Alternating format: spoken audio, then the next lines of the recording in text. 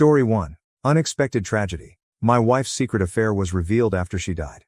Unexpectedly, I was genuinely shocked. Part 1. My name is Sebastian. I am 39 years old. I have been with my wife, Flora, for 16 years. 16 absolutely magical years. We met right after college, both first-year teachers at Eagle High School. I was in the math department and she was in the English department. Total cliches, I know.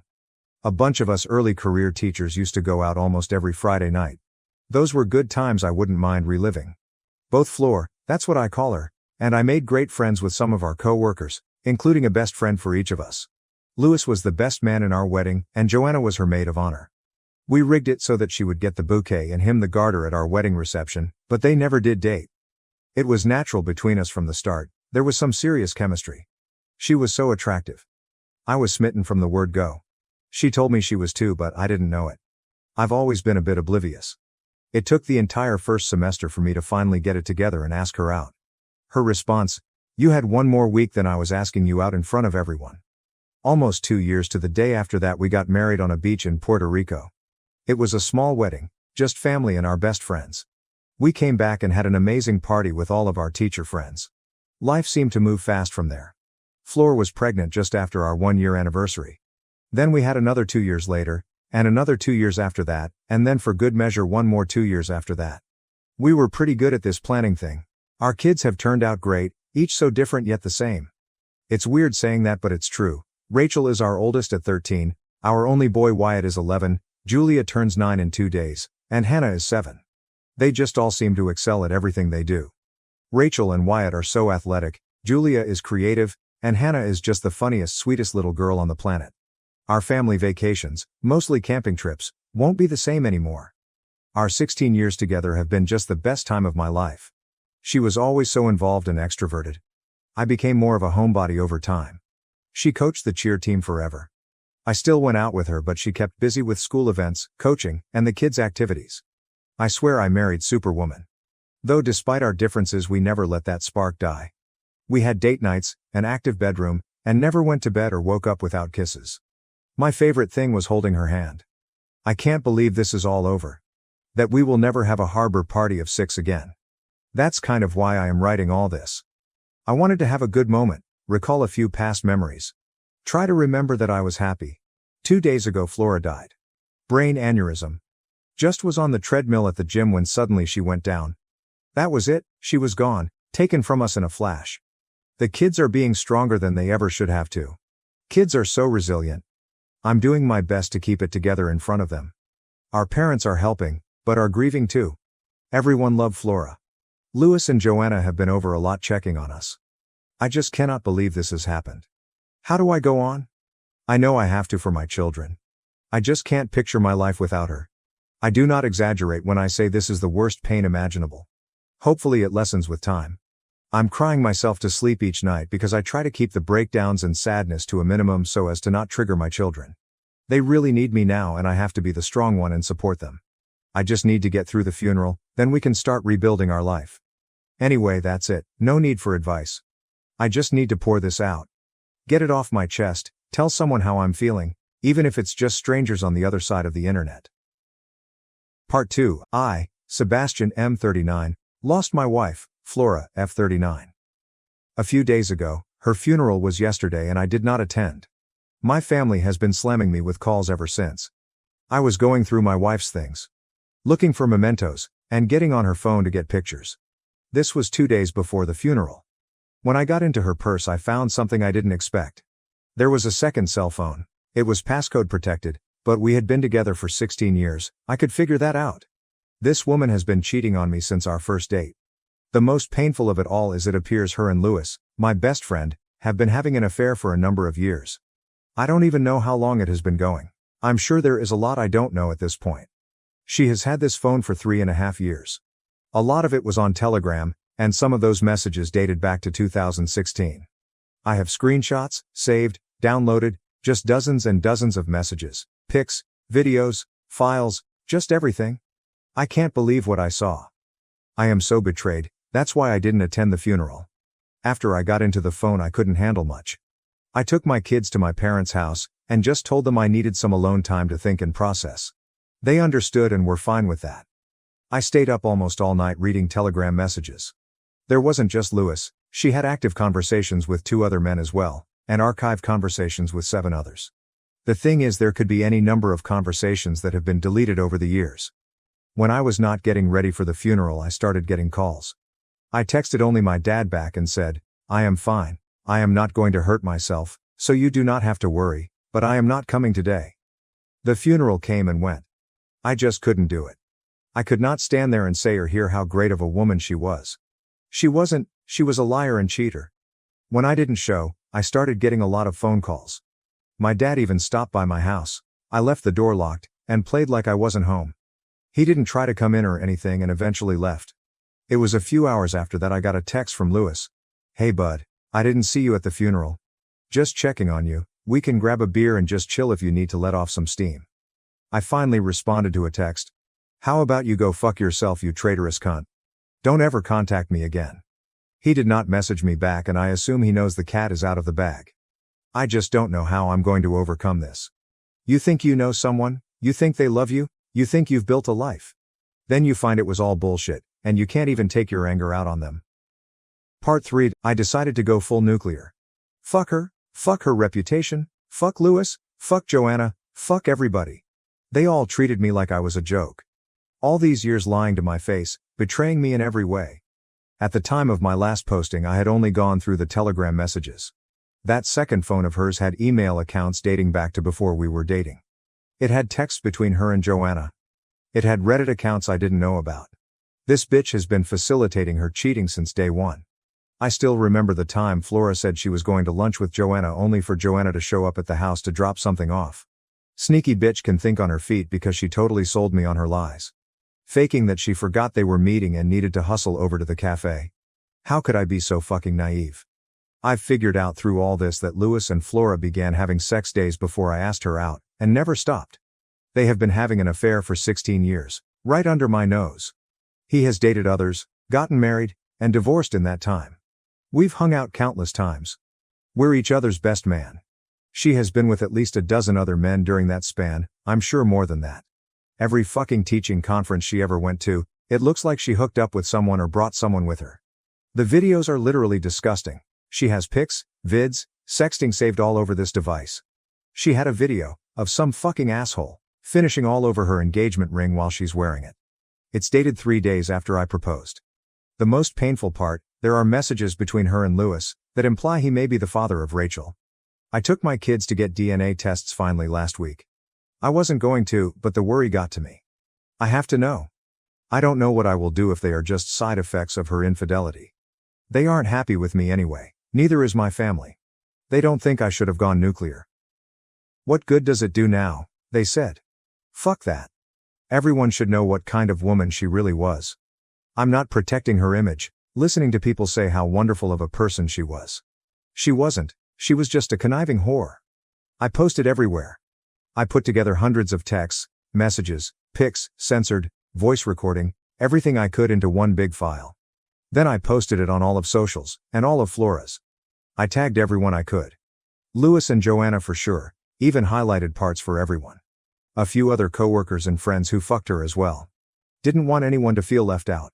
Family, friends, I even tagged the school page. That has me on administrative leave for the time being. It also appears there's quite an investigation going on now. Firings are on the horizon as it looks like school grounds may have been used at times. I don't give a fuck what happens to that place. I'm leaving. I already made up my mind. I'm not staying in Eagle, I'm going to go far, far from here. At least I got the bitch's life insurance money. Once I get the DNA results back, I'm out. Part 4. Nobody gets it. Nobody. I, Sebastian, found out last year after she died that my wife Flora had been cheating on me for our entire relationship.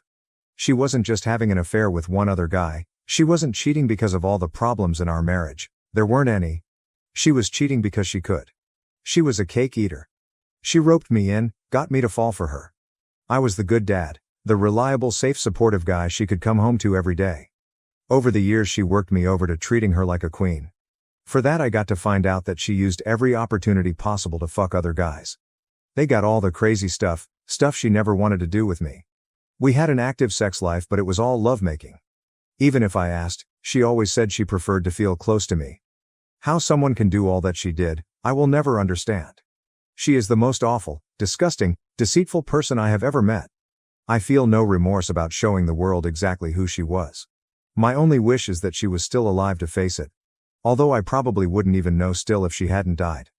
That's what hurts too. I don't get to confront her. I don't get to make her face her lies.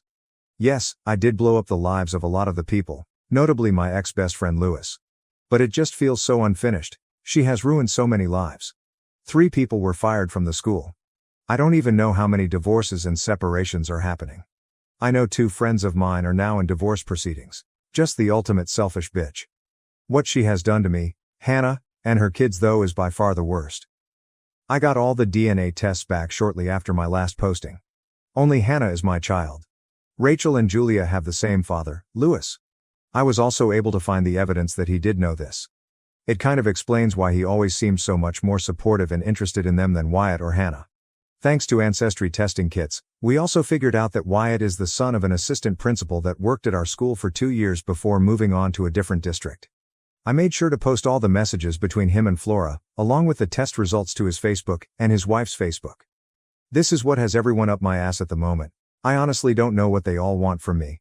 Rachel, Wyatt and Julia are not my kids, they are just these constant reminders that my dead wife was a deranged sociopath. I have moved to Santa Fe, New Mexico with Hannah. I did not bring the other 3 with me. I care about their well-being, and hold them at no fault, but I do not love them anymore. They should have been raised by their own fathers. My parents have decided to take them in. Because of this I have gone no contact with my family. I only deal with them in regards to the legal matters at hand. I had immediately cut off my dead wife's side of the family the first time they brought up the concept of forgiveness. I will never forgive. Currently I am in the legal process of disowning Flora's 3 children. My parents did accept guardianship of them immediately and I have been paying child support.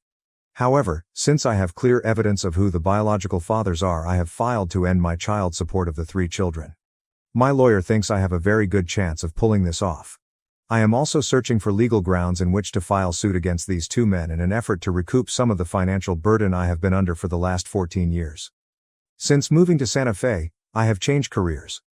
I am now working as a loan officer, which not surprisingly pays quite a bit better than being a teacher.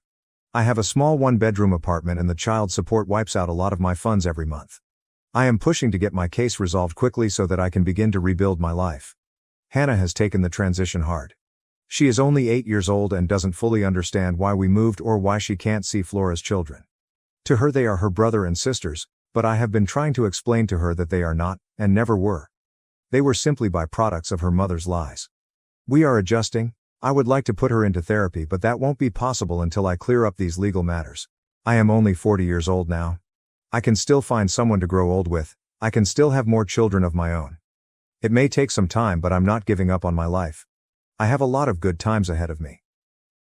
Part 5. My name is Sebastian. I have been with my wonderful wife, Olga, for the last 19 years. Technically we are not married. I refuse to ever get married again, but we do refer to each other as husband and wife. We have 2 sons together, Kurt, M18, and Lee, M15. For the most part the last 20 years of my life have been pretty good. I have a very committed and loving relationship with Olga. We met when I was at my lowest. My first wife had died suddenly, and in the aftermath of her passing I learned that she was a pathological cheater. She had cheated with many people in my life, and 3 of her children were fathered by other men. However, she led me to believe that they were my children. As it turned out, only our youngest child Hannah was my biological child. Hannah lived with me until she was 18 years old and moved out when she went to college. She had some troubles during her adolescent years, which was to be expected after the damage that her mother caused her. She rebounded though, and we have had a pretty solid relationship. Most of the friction we did have centered around the feelings she had for her half-siblings and grandparents. It took a long time to get her to understand. The last 10 to 12 years or so though have been good, and largely devoid of any mention of the past. When I met Olga it was like everything turned around. I won a number of legal battles that allowed me to move on from my past. These 2 events have been the catalyst that has allowed me to live to the fullest for the last 20 years. My family and I have visited every continent, except Antarctica. We love to travel and experience the world. My sons and I have a bond that I have always cherished. It began before they were even born. My wife, knowing the trauma of my past marriage, had them both paternity tested in utero just to ease my mind. There is no chance they are someone else's. Hannah has been a good big sister to them. This leads me to my biggest issue in many years. Hannah and I have built a good relationship, after the rough patch I mentioned above. When she graduated high school, she went to New Mexico State University in Las Cruces. She did very well and graduated after 4 years.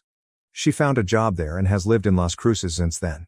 She still came home during breaks in college and for the whole summer. Since graduating, I get to see her about 4 times a year. I make one trip down a year and she comes home on Thanksgiving, Christmas, and Memorial Weekend. I'm saying all this to show that we do have a great relationship, and we're able to overcome all the chaos caused by her mother. The issue is, she apparently reconnected with her half-siblings about 4 years ago. I had no idea. I also can't understand how she can do this, knowing how much distress this would cause me. As it turns out, she also reconnected with my father. He is the only grandparent she has that is still alive. From what I understand, he is still doing fairly well for a man of 83 years. I could maybe get past this. Live a don't ask don't tell situation between her and them. Yet, the other half of this is unacceptable. 2.5 years ago, Hannah met her fiancé Tony. They don't work together, but the places they work at are next to each other. I like Tony a lot, he treats Hannah well and is an upstanding young man. Their wedding is set for 1 month from now. I have minimally contributed to her wedding. Tony's family comes from some wealth, not world-changing, but they are doing very well. With that being the case, and him being the one that really wants a large wedding, his family is huge, he has 6 siblings, and something like 25 first cousins. They are largely footing the bill. As the father of the bride, I am obviously on task to walk her down the aisle, give a speech, and have a daddy-daughter dance. Hannah, however, just informed me that she has invited Rachel, Wyatt, Julia, and my father to the wedding. I am 100% against this and have made this known to her. I do not want any contact with these people. That especially goes for my father, who chose my cheating whore ex-wife's children over me. The other 3 I hold no ill will towards, it was their mother's doing, but at the same time I have no desire to see them. It's just too painful. I think what is also causing me some level of uneasiness is that my sons seem to think I should put the past behind me. I will never forgive, I will never forget. They think I should just be there for Hannah on this one day. My wife is largely supportive of me and has told me that I do not have to attend if I do not wish to. That I have made my feelings clear to Hannah, and that it is now in her hands to make a decision. She will not attend if I choose not to. This is dredging up all sorts of negative emotions I haven't had to deal with in a long time. I hate the idea of missing my daughter's wedding, but I cannot in good conscience be around those associated with the worst period of my life. I just think I need help in figuring out how best to get Hannah to see the error in this. How do I get her to understand once again? Part 6. Even after being dead for 20 years, that fucking cunt finds a way to fuck my life. About 2 weeks ago now, my daughter Hannah had her wedding. In the weeks leading up, I made it abundantly clear that I was not comfortable having her half-siblings or my father attend. It all came to a head with a big argument between Hannah and I 10 days before the wedding. She called me selfish and weak. I pushed back and she just opened this floodgate. Telling me how awful I was for cutting her off from her entire life. That she was 8 years old and had just lost her mother when her father suddenly went on a personal mission to destroy every positive memory anyone had of her. That she justified all my actions, and tried to understand my point of view, but deep down always resented me for taking her away from her entire family, her home, everything. I couldn't believe this onslaught, after everything I had done to get her to understand. Her mother was a despicable human, anyone who would side with her was equally as disgusting. The only thing that saved Hannah was that she was also half me. Apparently that wasn't enough, and now she was choosing others over me as well. I told her I wouldn't be attending her wedding at all. Hannah hung up the phone at that point and we haven't spoken since. As painful as that was, the greater betrayal came at the hands of my own sons. They still attended the wedding. My wife and I stayed behind, but they said they were going to support their sister. They even took my place. Kurt walked Hannah down the aisle. Lee gave a speech. I know this because Kurt sent me the wedding video diary yesterday. I wasn't going to watch it, but curiosity got the best of me. He only sent it to me to twist the knife. I was so angry after they spurned me and when I told them they were cut off. I told Kurt he was to move out. I couldn't get rid of Lee but told him he was dead to me now. He had the next 2.5 years to prepare because the day he turned 18 he would be leaving too. That's when Olga, who had been supportive up until that moment, intervened. She told me I wasn't kicking them out, and that I would be leaving before her sons would. We got into a huge argument and I left the house. I have been staying in a rental unit I own for the past 10 days. Today, I received a buyout offer on our home. Olga is leaving me. She says she has been understanding of my pain for 20 years. That she always believed I was a good man who had something terrible done to me. She said she knows she was wrong. Yes, what happened to me was terrible, but I am not a good man. That seeing it firsthand, how easily I can throw people away, has forever changed her opinion of me. Well, fuck her. They just don't get it. They will never get it. None of them. That fucking whore didn't just cheat. She humiliated me, she fucked my friends, my coworkers, she tricked me into raising her bastard children. There is nothing worse than that. Everything about her is vile. Everything that came from her, everyone she tainted. I'll accept that buyout, I'll sell my 2 rentals, I'll start over again. I'm moving on, I've been able to retire for a few years now and that's just what I will do, then I'm heading for somewhere far from all these traitors. I can't believe she is still doing this to me. She's dead, I destroyed her name, cut off everyone who defended her, dumped her ashes, and moved far from our tainted home. And yet here I am, all alone, with everyone turning their backs on me. Flora, you sick bitch, I guess you got the last laugh after all. Story 2. I was engaged, then her ex-fiancé came back from the dead. Now I'm alone and so tired of being the bigger person. Part 1. This is my first time ever posting. A friend of mine suggested this as a place to vent into the void. I, Kevin M. 35, was engaged to my amazing fiancée Emily, F. 30. We met at Starbucks almost 4 years ago now. I saw this mom struggling in the line, so I went up and just paid for her coffee and muffin. I really didn't have any expectations, but we started talking. I noticed she didn't have a ring on her finger, and decided I'd shoot my shot. I didn't want to be awkward, so I just slipped her my business card with my cell on it and told her no pressure, figured if she was married she could just toss the card. I was ecstatic when she called me the next day. Our relationship took off fast and I have to admit I was in love from the start. She had some trauma she had to deal with. It was the first relationship she had since her fiancé had gone missing nearly 2 years earlier. I was sympathetic, I knew what it was like. I buried my first true love. I met a girl in college, Jocelyn. We were together for 5 years, engaged, when she was taken from me in a car accident. It took me 2 full years to move on, and I'm still not 100%. Emily wasn't my first date after losing Jocelyn, but she was the first that made me feel that spark. I met her son officially some months later. Paul was the sweetest boy, I bonded with him quickly. They moved in with me and I knew this is what I wanted out of life. She was still struggling with the loss of her fiancé. He had gone on a guy's trip to Thailand and never came back. He had just disappeared and was presumed dead. I really put in the work to help her overcome that grief. I handled it when she cried after our first kiss because it was so different. I took things slow while she came to terms with being intimate with someone new. Held her hand on the bad days, and celebrated the good. I knew what it was like, and I didn't want her to have to feel that way alone, like I made myself do. We had been engaged for about 2 months when everything started to go south. Her ex-fiancé came back from the dead. He had been gone almost 5 years when his father, who Emily is still very close with and I had come to have a great relationship with, came to our home. He told us that Walt was back, he was alive and well. He told us a story about being trapped in a Cambodian prison. Which, if I'm being honest, still doesn't make any sense, like you were just lost in the shuffle. They never once let you make a phone call. Maybe in 1979 but not in 2019. I brought this up to Emily once and she didn't want to hear it. I knew to be supportive at first. There was guilt there. I could understand that. They all gave up on finding him. They even had a memorial service. I was actually pretty relieved when Emily didn't want to meet him right away. I remember when I first met Walt. There was something about him that just seemed off to me. I didn't say anything about that but did make the effort to let him know I wanted what was best for Emily and Paul. I even got the guy a job working for my brother Kyle. I didn't ever want to deny him his son, but I really needed him to understand that this was going to be hard on the people he left behind. We were plenty cordial with each other, but I will admit I played a bit overly nice, especially since I'm pretty sure he was cussing me under his breath. Once they met in person it was the beginning of the end.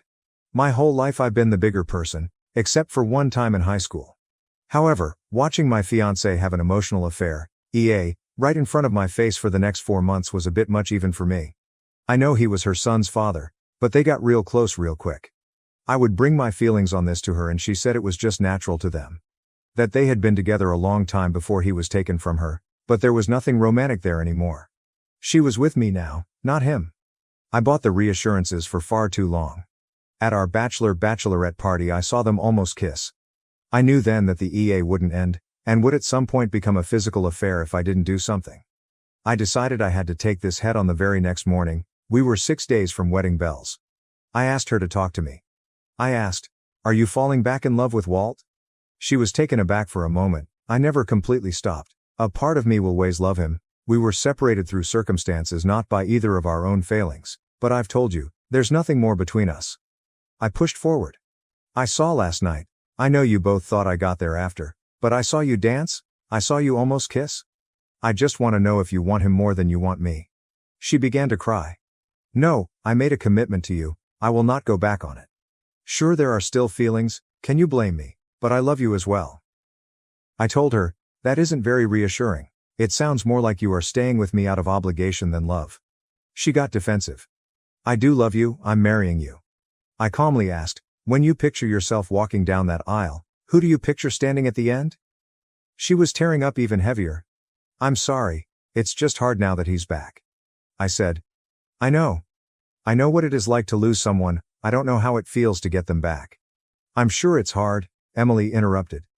It's impossible. I just can't stop how I feel. I'm so sorry. I hugged her tight.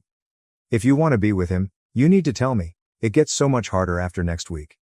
I only want you to be happy, with no regrets. Now, do you want to be with him?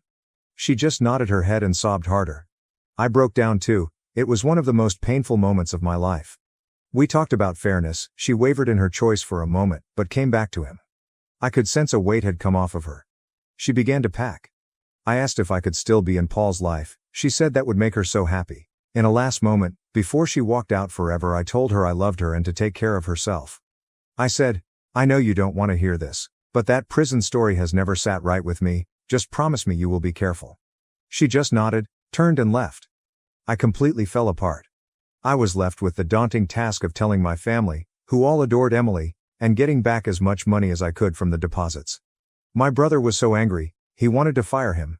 I asked him not to, that this man would be providing for Paul now. He calmed, and said he would call Lee up and see if Lee could use him. The next day the eldest Paul, my almost father-in-law, came by. We had always had a good rapport. He came to make things right in a way, but I knew he also wanted to see his son marry Emily. When he offered to cover the return of all my deposits, I knew what he was doing. He was going to give them the chance to get married. I wanted to tell him to shove it, but I didn't. Always the bigger person, always letting it go. She came and got the rest of her stuff that week and let me know they were marrying. All of this happened 9 months ago. I've seen on their social media that they act like a happy couple. Everyone comments how happy they are for them. They say it was fate, that some divine force let him survive his imprisonment and come back to her. Then this week they announced that Emily was pregnant. Very few people have reached out to me, especially from our mutual circle. It's like they forgot I'm a person too. I guess I was just supposed to be okay with everything because I didn't make a scene. I feel betrayed. I'm broken. My first ever girlfriend cheated, my second died, and now I lost my fiancé to true love. This house I live in used to be filled with hope for the future, now it just has me wallowing in self-pity. I was only able to see Paul twice this whole time, both of those in the first month. Then the separating me from their loves began. That's been the hardest part. I miss my little buddy. This was a boy who called me dad, who sat on my lap every single night while I read him a story from his 5-minute Marvel books. He would fall asleep on me every day and I would go lay him in his bed. You don't just turn that off. I miss him so much. I just don't get it. How is this fair? I never cheated. I never raised my voice. I treated her with respect, care, and love. And somehow I feel like I'm viewed as the bad guy in this story. How am I the one who deserves to be punished?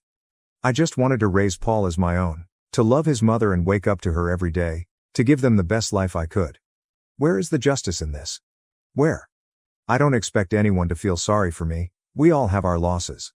I just needed to get this off my chest. Part 2. I did something recently. I wasn't the bigger man. I didn't walk away or smooth things over. Since it's been 9 years since I even got on this account, that I used one time ever, I don't want to go into the details of what happened before, but I used the search function and found that someone called GwenDBL made a Boru, I guess that's what it's called, and in it, it had assembled all the posts that related to my situation.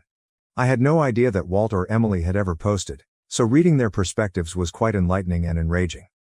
I was not surprised by what I read in Walt's story that started all this. It was the mindless plot hole dribble I heard him spout off years ago. I always knew something was wrong with that guy. Reading Emily's post from a few years ago though, that made my blood boil. He was a liar, and a sleazeball. He wrecked my whole life at the time because he was selfish. I never got to see Paul again. It took me a long time to get over Emily. And it was for nothing. He didn't even stop being a sleazeball. I got angry. I went into his profile. He was using it to post in subs like petty revenge and legal advice. He always portrayed himself as the victim somehow. Anyway, he bragged in these posts about how he managed to drag out his divorce with his ex-wife for a full 2 years, costing her loads more in legal fees. He bragged about sabotaging the sale of their home because he didn't need the money, and he posts about how he purposely dragged out their custody hearings and child support agreements, violating them, and challenging them just to make things harder on her. I lost the love for Emily years ago, but knowing that this guy was also hurting their children just out of spite was enough for me to get over that. I messaged Walt on Reddit and instigated a confrontation. I told him who I was and that I knew who he was. I used a lot of personal details from our past, and called him by his name, not his dumb handle. He got personal back, called me by my name, and never corrected my calling him Walt. After I ended this, I contacted Emily via email. Her response had an upbeat tone, and she came on strong with interest in what I've been doing the last 9 years. I cut to the chase though and let her know I wasn't interested in catching up. I just sent page after page of screenshots and downloads of all of Walt's posts and our conversation. I wanted it clear that Ocambonia 2000 was Walt, and this was evidence that he was purposely causing issues out of spite that were affecting their legal battle. At that point I let Emily know I didn't want any more correspondence, and I blocked her. I guess it helped, because about 10 days later on a Tuesday afternoon, Walt came storming into the office of my print shop. There was only one other person in the office with me, Carly. A few college kids I employed were in the back running the machines and listening to music. Walt was cussing me up one side and down the other. He then got up in my face, put 2 fingers in my chest, and threatened to kick my ass. Carly said she was going to call the police and I told her, "Don't, I got this handled." At this point I let 25 years of turning the other cheek out. My brother and I were raised in a boxing house. Our dad loved boxing. He put us in boxing classes at a young age and we kept in them all the way until high school. Even then my brother and I would spar a little here and there just to keep up with it. In high school, I was your stereotypical popular guy. I was smart, well-liked, and a 3-sport star: football, wrestling, baseball. I had a girlfriend I had since middle school and we were each other's first everything. It was early in my senior year, I was the starting QB on the team, and we were pretty good. Notably, we had 2 guys on the team, Tyler and Zach, who were really good and were getting recruited by a few Division II schools. They were best friends and honestly 2 of the biggest jerks I had ever encountered. They played a lot of mean pranks, constantly talked trash to anyone about anything, and would try to get with the girlfriends of the guys on the team they didn't like, just all around D-bag behavior. They thought they were really tough too. I mean, they were big and strong, but you could tell they were the kind of guys who had never been punched in the face before. I guess going into our senior year my girlfriend was starting to feel like she was wasting her youth, being in a long-term relationship with me. Which I could have moved past if she would have told me this or just broke up with me in the first place. She decided though to just go ahead with her exploration, without informing me of the change in our relationship status. It was the night after our first win and of course there was a house party. I typically didn't go to these in season, or very often. I also had to work this night, movie theater. I got a call from a friend of mine that my girlfriend was seen making out with Tyler, and that they just went into one of the bedrooms together. In a knee-jerk reaction, I tell my coworker I got to go and head that way. It was about 15 to 20 minutes to get to the party. The second I walked in I could see eyes go on me. Some people felt that overwhelming awkwardness you feel when you know something crazy is about to happen. Others laughed and made comments. Zach blocked me from going down the hall and we were getting in each other's faces when Tyler came out in just a pair of compression undershorts. They both stood over me trying to intimidate me, then threatened to beat my ass if I didn't leave. I turned around and headed for the front door. Tyler and Zach began calling me derogatory names and making a show. Other people laughed and made comments. Once out the front door I pulled my cell and called Kyle. He was there in 10 minutes. When we walked back in together, Tyler and Zach were standing there in the middle of the room together. Tyler was redressed, and my girlfriend was standing with them. When they saw us, she just turned and ran out the other side of the room. I will never forget the shocked face on Tyler and Zach. We didn't say anything, each of us just walked up and shoved them against the wall, then stepped back, giving them the universal come on sign. I could see in their eyes they wanted nothing to do with us. They had always built themselves on being the big badasses. Really, they were just bullies. They picked on smaller guys and easy targets. Now they messed up. There were two guys that weren't as big and strong, but were fit and confident, saying, "Let's find out." They had no choice. It was either fight or give up that bad boy reputation. I mean, there were a couple dozen people standing around watching. When they charged us, it wasn't a fight, it was a massacre. In addition to the usual bloody noses and black eyes, I had also broken Tyler's jaw. Kyle had cracked Zach's ribs. Each of them missed a few weeks of the season. When the colleges inquired as to why they were injured, it didn't take long for them to find out it was because of a fight. They stopped calling. We always wondered if law enforcement would get involved. They never did. Our father gave us one hell of speech though.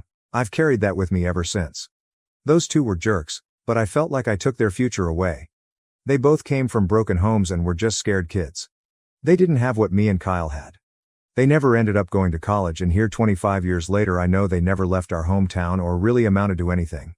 I have been a bigger person every day since then.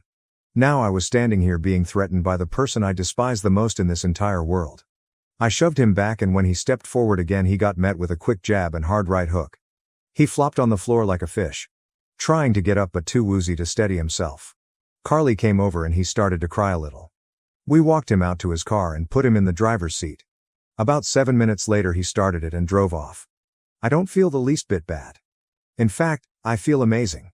I have wanted to do that for almost 10 years, and now only kick myself because I should have done that a long time ago. Part 3. Emily got into contact with me. She had a new email account. I did not read it and just blocked her again. Then she did the same thing again. This time I did read it. It was a semi-long email. It basically said, "Thank you for your help. I'm sorry for the choices I made. I bet you are. I'd like to meet, catch up, and show a little appreciation for the help with my ex." Obviously it wasn't worded this way, but that's the gist. I showed it to Carly, and she said there is no doubt in her mind that Emily wants to get back together with me, telling me that the tone is flirty. She then asked me what I thought about that. I said, I would rather cut my own feet off. I'm just going to block her again.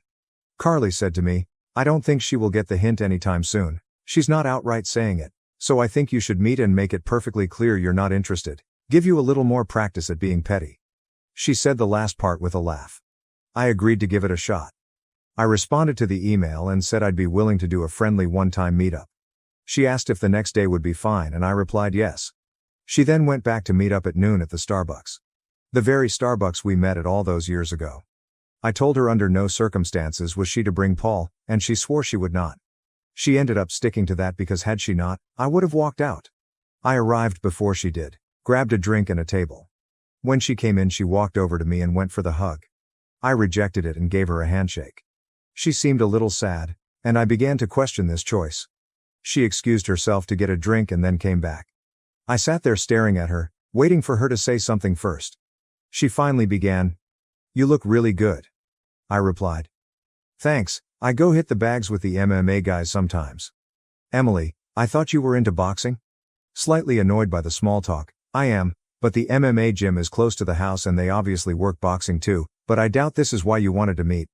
She began telling me about what she found out about Walt. I stopped her and told her I already knew. I also told her about him attacking me a year ago. Then came what Carly told me to expect. "I'm sorry for what happened between us. I made a huge mistake. I let this Hollywood ideal of lost love get in my head. It was a very traumatic time for me as well. I just can't begin to tell you how sorry I am. I was hoping you could find a way to forgive me, or give me a chance to earn that forgiveness." I deadpan said, "I got over all of that a long time ago. My distaste for Walt was much stronger. I'm glad your situation worked out, but I did that for your kids." She became a bit more overt. "I just have this feeling, like there could still be something there. I have regretted losing you for quite a while now, and I just feel like fate brought you back. I mean, what are the odds you of all people would find those Reddit posts? I just have this feeling that the universe is trying to bring us back together." I was about to reply, but Carly's timing was perfect. She had been listening via speakerphone. As she came in she smiled at me and said, "Hey Kev, are you ready to go?" She then gave me a kiss that lingered a little longer than normal for the public. She looked at Emily and extended her hand. "You must be his ex-fiancée, Emily." Emily looked a little annoyed. "Yeah, Kevin didn't mention he was dating anyone. I guess he likes them young now." She said that it was like a dig at the both of us. Carly laughed and said with a smile, Oh honey, you're sweet.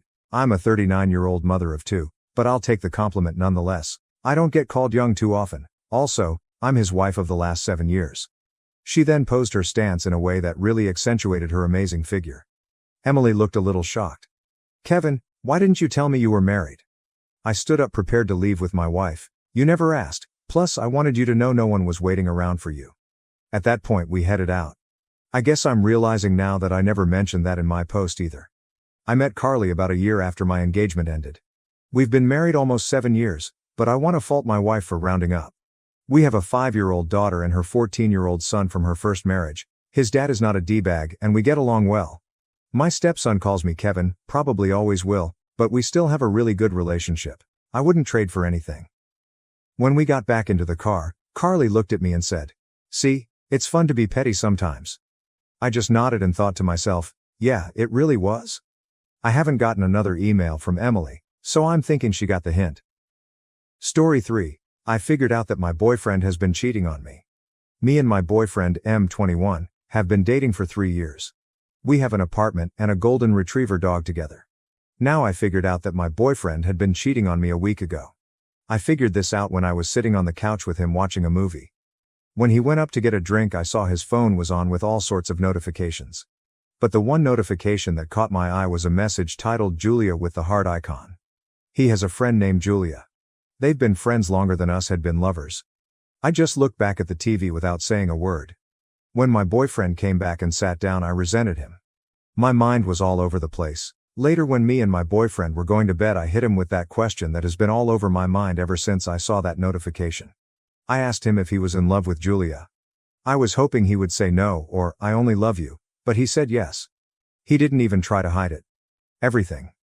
My world. My life. Just broke down. I tried not to cry. I just said okay, not wanting to show how sad and angry I was. I sat down on the bed. "Get out," I said. I don't remember what he exactly said, but I know he questioned why I was telling him to get out. It took a while, but he eventually left. I went on my phone a little after I did. I went to Julia's page. I scrolled down.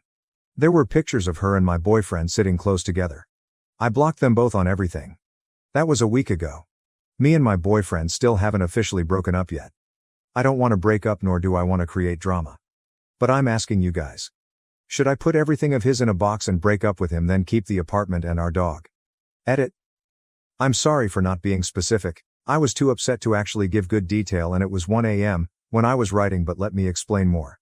My boyfriend and his best friend Julia have always been close. I never questioned because they were friends before me. But a few weeks ago he's been spending more time with Julia. Every time we plan something he has to cancel it and use an excuse that has something to do with Julia. To be more specific on what me and my BF said, I said if he was in love with Julia, and he said that he was. He knew I meant romantically. I could tell. But earlier today I unblocked Julia and looked at her posts. The first post I saw was my boyfriend and her on a romantic date. It was the restaurant I always wanted to go to, but my boyfriend said that it was too expensive. I'll post an update in a couple of days. Update: me and my now ex-BF M21 were together for 3 years before I found out he cheated on me. Some recap. I saw a text that was titled Julia, or something. Julia and my ex-BF had been friends longer than me and him were a thing. I asked my BF if he loved Julia in that way, expecting him to say no or something else like that, but he said yes. Him and Julia were always close, but I didn't question it because I trusted him. But he'd always turn down plans or cancel them at the last minute to go hang with Julia. He'd always come home late from work, and on his days off he'd get called in. Anyway, I looked more into it, and found out that he has been cheating on me. His friend, who I'm going to call Ian, texted me at 3 in the morning telling me the details. My ex-BF and Julia have been dating as soon as me and him got together. Why? I don't know. I kicked my ex-BF out the house a day later and kept our dog. I had my friends and family to support me after everything that happened. I cut my ex-BF and all his friends out of my life and tried to focus on me. Nothing in my apartment had anything to do with my ex-BF now. I still have Ian in my contacts because he's been supporting me ever since he told me the truth. But a month later, after ending all contact with my ex-BF, he actually had the audacity to come to my front door and beg to get back together because Julia was extremely toxic. I honestly hesitated because I still loved him and felt bad for him. But I shut the door in his face without saying a word. And locked the door, then just sobbed my eyes out. I wish my ex well, but he's hurt me dearly and karma is a bitch. Now, I've been gaining my life back. I went on dates but was super cautious. Me and Ian have been close ever since what happened. Story 4. My girlfriend's male best friend ruined our relationship, but what she did next left me in shock. Part 1. Back in 2022, I was in a relationship with a girl named Sarah. We were really close, but there was always one issue that bothered me. Her male best friend. I've always had a thing against this male best friend dynamic, and Sarah, unfortunately, seemed to listen to him more than she listened to me. As a naturally possessive guy, I tried talking to her about it several times, but she never really got where I was coming from. One day, everything fell apart. Her best friend accused me of something I never did. Cheating on her with another girl. Sarah was furious and called me, hurling accusations without even giving me a chance to explain. I was in complete shock because, at the time of this so-called cheating, I was out with my family at a dinner. I even had pictures to prove it. I told her I'd show her evidence, but she didn't care. Before I could even explain myself, she blocked me on everything. Thanks to her so-called best friend, my relationship was suddenly over. But I wasn't going to just sit there and accept being framed for something I didn't do. I couldn't reach her directly, but I had her home address, so I decided to send her a letter with screenshots and pictures from that night, proving I was with my family and not with anyone else. After sending the letter, I got a call from a mutual friend who knew both Sarah and me well. He told me something that shocked me to my core. Sarah was now dating her male best friend. I was devastated. I had been with her for 8 months, and she believed this guy over me without a second thought. But what could I do? I was blocked from all communication, and my relationship was over. But that's when things got interesting. Sarah received the letter and immediately started calling and messaging me. I wasn't replying to any of it. Then, at college, she showed up and was practically begging me to talk to her. She cried, apologized, and admitted she made a huge mistake. She wanted me back. As much as I still had feelings for her, I told her straight up that I couldn't be with someone who didn't trust me, who chose to believe someone else over me. After that, I walked away. The next day, I saw her in the college canteen, and guess who showed up? Her male best friend, the same guy who ruined everything, was there begging for her forgiveness. But what happened next was pure gold. Sarah slapped him. Right there, in front of everyone. I swear, his face turned red from the impact.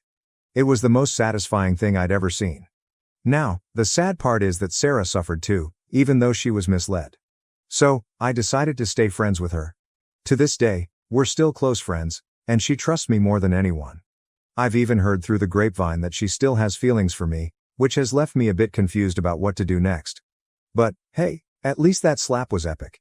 And let me tell you, stay cautious about those best friends. Sometimes, they're the ones who end up ruining everything.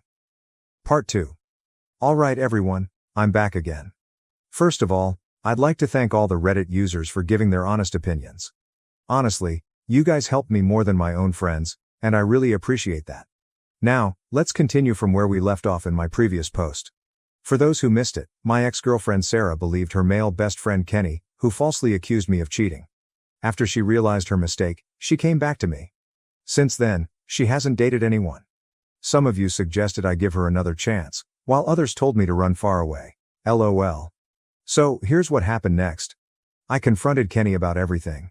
He apologized and admitted that after Sarah left me, the two of them got intimate multiple times over the span of just 3 days. But Sarah had told me she hadn't done anything more than kiss him. So, here's lie number 1. At this point, I felt like something wasn't adding up. As Sarah is currently in her home country, I decided to call her mom to get some information.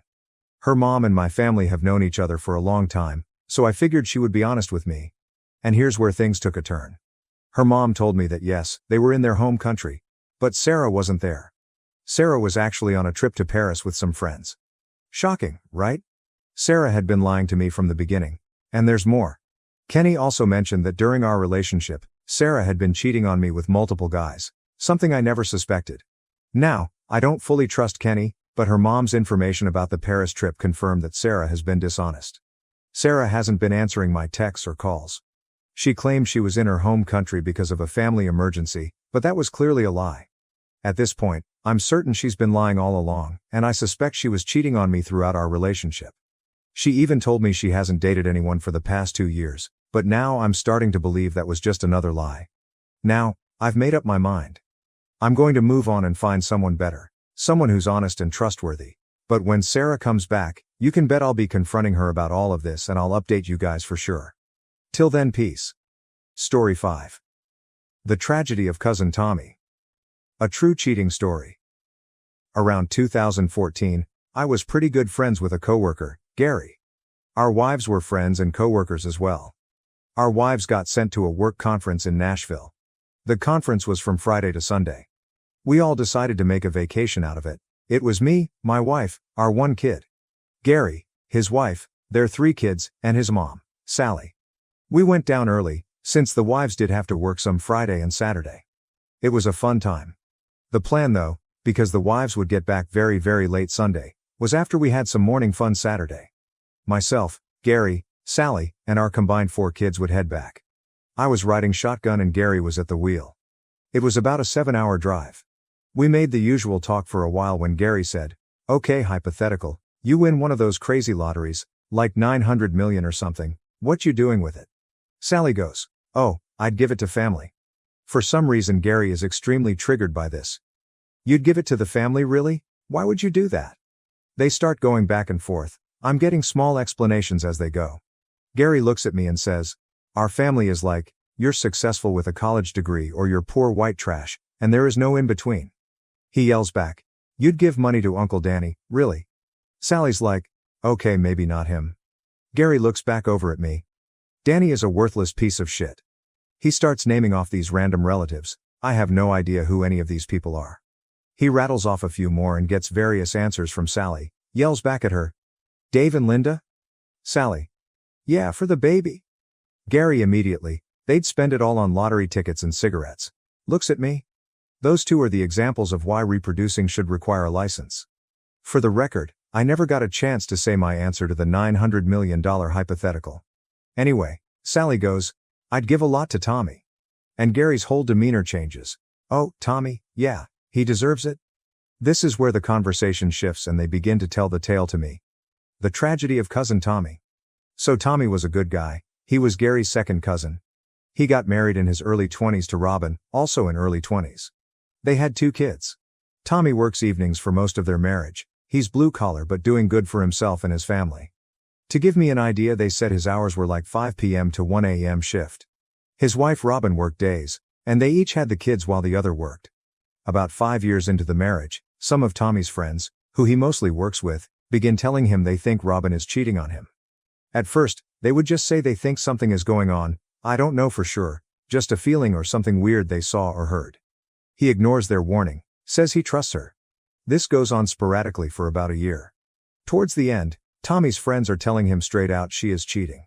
If you just go home on dinner break, you'll probably see for yourself. One day it finally got too much for him and he did just that. Sure enough, he arrives to find her boss is there, and he catches them in the act. This totally blows up. Throws Robin out, and she moves in with her parents. They have to basically coexist though with kids' schedules and their own work schedules. Kids are 6 feet and 4 months when this goes down. He is really close with 6F, she's a total daddy's girl. He figures out this has gone on for years. Eventually, he can't take the wonder and gets paternity tests done. Neither kid is his. He goes straight to her parents' house with the evidence. Her dad is absolutely livid, screams and yells at her, says no man deserves this. He apologized profusely to Tommy. Though the parents did not throw her out, Robin's dad actually moved out of his own house for like 3 weeks because he couldn't stand to look at her. She knows they are the boss's kids. I think it was later verified. Anyway, the affair had been going on the whole time she worked under him, which was right around the same time her and Tommy got married. The excuse she gave Tommy was, she wanted to be a mom, and didn't think he could do that, because he hadn't gotten her pregnant yet. But the older daughter was conceived like 3 months into the marriage. Tommy was like, for fuck's sake, Robin, can you give a guy a chance? When the affair comes to light, the boss is in total damage control. This guy has a wife, 2 kids, house, all that. He is totally ready to sign off parental rights, cover this up, even pay Tommy to go away. This whole time I'm listening to this story, I'm picturing some Hollywood Lifetime movies shit. In my mind, this is a story about some young hard-working blue-collar guy, unfaithful secretary wife living a double life with a sleazy corporate boss. Then Sally drops this gem and all my illusions dissolve back into reality. This actually turned into a huge deal. Corporate ended up getting involved because he was her manager at that Burger King, and they were afraid of a lawsuit. At that moment, I just said, Yep, that sounds right. This is the Midwest, BK drama way more likely lol. I did get the wrap up on the tale. They did divorce, Robin and boss lost their jobs and the boss ended up divorced too. Tommy did still get half custody of kids, but they told me he isn't the same guy anymore. When they were telling me the story it had already been like 6 to 7 years since this all took place. He was still single and definitely had a drinking problem. I felt really bad for the guy. It's been another 10 years since that car ride, and I fell out of touch with Gary 6 to 7 years ago. So I'll likely never get another update. But I do think about this story every time I go to a Burger King. If you enjoyed this video, please don't forget to give a like, share it with someone, and subscribe for more stories that inspire, provoke, and connect us. Thank you.